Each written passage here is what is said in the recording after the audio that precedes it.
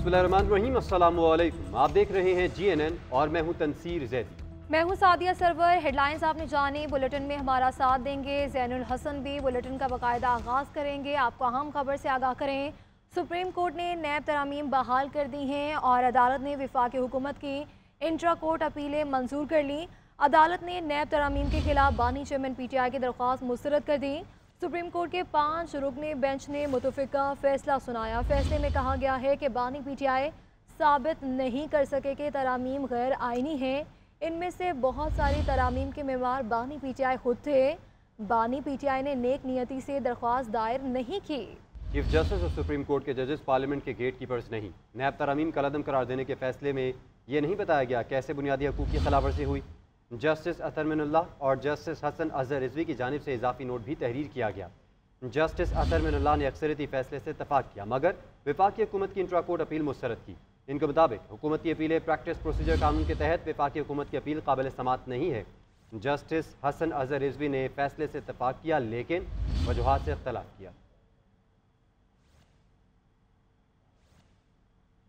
वफाकी हुकूमत और दीगर की इंट्रा कोर्ट अपीलें मंजूर। चीफ जस्टिस पाकिस्तान काजी फाइजा की सरबराही में 5 रुकनी बेंच ने 5-0 से नैब तरामीम बहाल कर दी। सुप्रीम कोर्ट ने तफसीली फैसला भी जारी कर दिया। चीफ जस्टिस काजी फाइजा की जानिब से फैसला सुनाते हुए कहा गया कि बानी PTI साबित नहीं कर सके कि नैब तरामीम गैर आइनी है। फैसले में कहा गया है कि सुप्रीम कोर्ट को कानून साजी को हर मुमकिन सूरत में बरकरार रखना चाहिए। अदालत और जजेस पार्लियामान के लिए गेट कीपर का किरदार अदा नहीं कर सकती। अदलिया और मुकन्नना को एक दूसरे के दायरा कार में मुदाखलत पर नहायत एहतियात करनी चाहिए। तफसीली फैसले में कहा गया कि पार्लियामेंट आइन से मुनाफी कानून बनाए तो अदालत का कलअदम करने का इख्तियार है। नैब कानून परवेज मुशर्रफ ने जबरदस्ती इख्तियार में आने के 34 रोज बाद बनाया। 3 रुकनी बेंच के अक्सरियती जजेस ने तरामीम को आइन के तनाजुर में जायज नहीं लिया। जस्टिस अतर मिनुल्लाह ने इजाफी नोट में लिखा कि चीफ जस्टिस के फैसले से इत्तफाक करता हूँ। हुकूमती अपीलें प्रैक्टिस प्रोसीजर कानून के तहत काबिल समात नहीं, इसलिए मुस्तरद की जाती हैं। मुतासरा फरीकैन की इंट्रा कोर्ट अपीलें मंजूर की जाती हैं। जस्टिस हसन अजहर रिजवी ने इजाफी नोट में फैसले से इत्तफाक, लेकिन वजूहात से इख्तलाफ किया।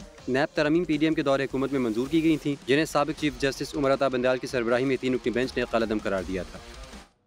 चेयरमैन PTI बैरिस्टर गौहर कहते हैं कि नैब तरामीम बहाल होने के बाद तोशाखाना 2 का केस नैब के दायरा इख्तियार से बाहर हो चुका है। अब बानी PTI के खिलाफ तोशाखाना केस नहीं चल सकता है। 190 मिलियन पाउंड का केस भी अब मेरिट पर खत्म होना चाहिए।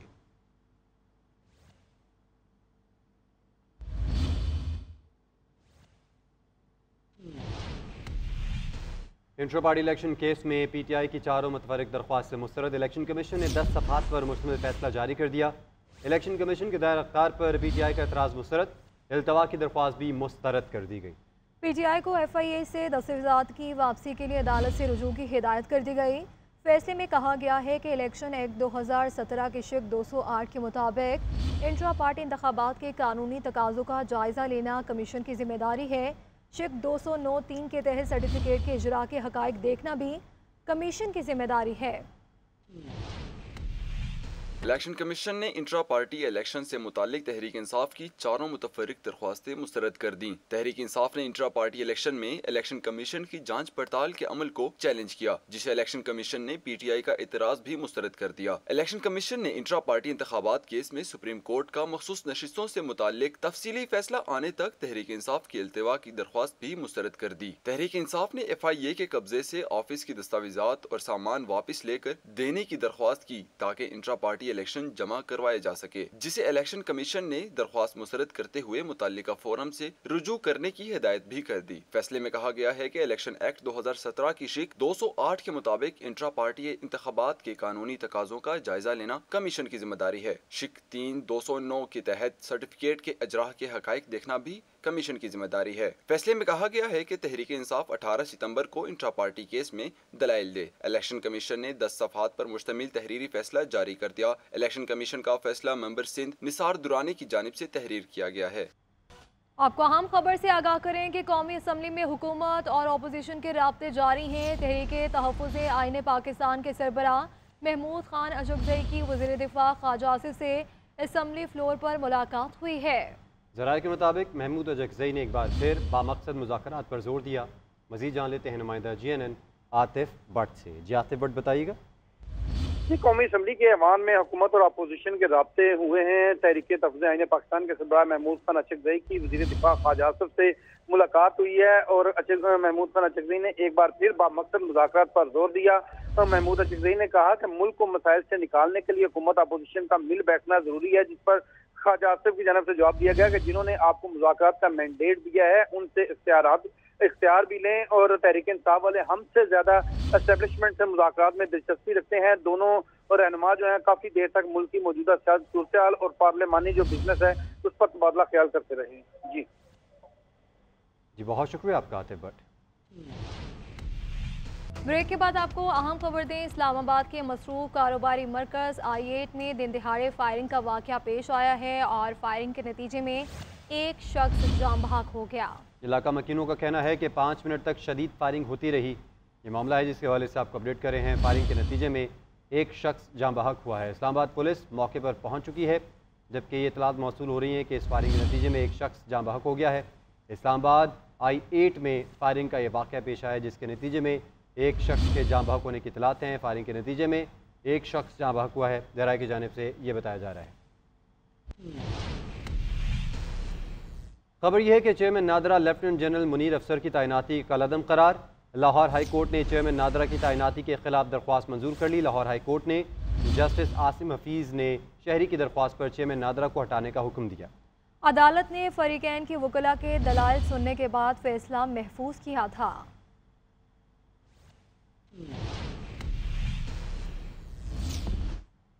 लाहौर हाई कोर्ट में police station record management system के खिलाफ दरख्वास्त पर समाअत हुई। अदालत ने पंजाब हुकूमत, IG पंजाब और PTIB को नोटिस जारी कर दिए हैं। अदालत ने IG पंजाब को पंजाब में दर्ज मुकदमात का मैनुअल रिकॉर्ड मुरतब करके रिपोर्ट पेश करने का हुक्म दे दिया। चीफ जस्टिस ने रिमार्क्स किए, पंजाब पुलिस ने किसी कानूनी जवाब के बगैर तमाम मैनुअल रिकॉर्ड को ख़त्म कर दिया। कंप्यूटराइज करने से सारे रिकॉर्ड को दाव पर लगा दिया गया। कॉल डेटा का सारा रिकॉर्ड 50 और 100 रुपये में दस्तयाब है।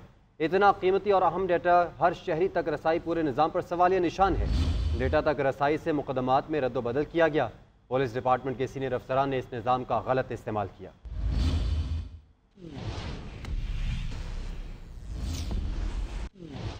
बानी भीटिया और बुशरा बीबी समेत दीगर कैदियों को जेल में सहूलियात देने के लिए दरख्वास्त पर समाअत हुई। लाहौर हाई कोर्ट ने दरख्वास्त नाकाबिल समाअत करार देते हुए मुस्तरद कर दी है। अदालत ने ऑफिस एतराज़ बहाल रखा। हाई कोर्ट ऑफिस ने दरख्वास्त गुजार को इस्लामाबाद हाई कोर्ट से रजू करने की हिदायत की थी। दरख्वास्त पर समाअत chief justice Lahore high court justice Aliya Neelam की जानिब से की गई।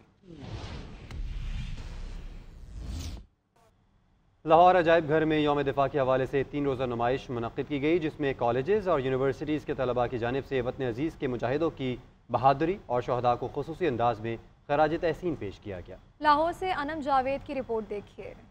अजायब घर में मुनक्किदा तकरीब का मकसद 1965 की जंगी याद को ताज़ा करना था। तकरीब में तारीखी अशिया की नुमाइश की गई, जिनमें उस दौर के अखबारों के नमूने, शोहदा की तस्वीर और मेडल्स शामिल थे। तुलबा की जानिब से हुब्बुल वतनी के जज्बे से सरशार कौमी तराने और मिली नगमे गाए गए, जिन्हें हाजरीन की जानिब से खूब पजीराई मिली। तुलबा का कहना था कि ये दिन हमसे इस बात का अहद मांगता है कि अपने मुजाहिदों की तरह हम भी इस वतन की सालमियत और बका की खातिर अपना अपना हिस्सा डालें। हमारे शोहदा ने हमारे लिए क्या क्या किया है, तो सबसे पहले तो ये निशाने हैदर के शोहदा हैं, जिनको निशाने हैदर दिया गया। उन्होंने किस तरह हमारे लिए कुर्बानियाँ दी और आज हमारे पास ही हमारे लिए मुल्क है।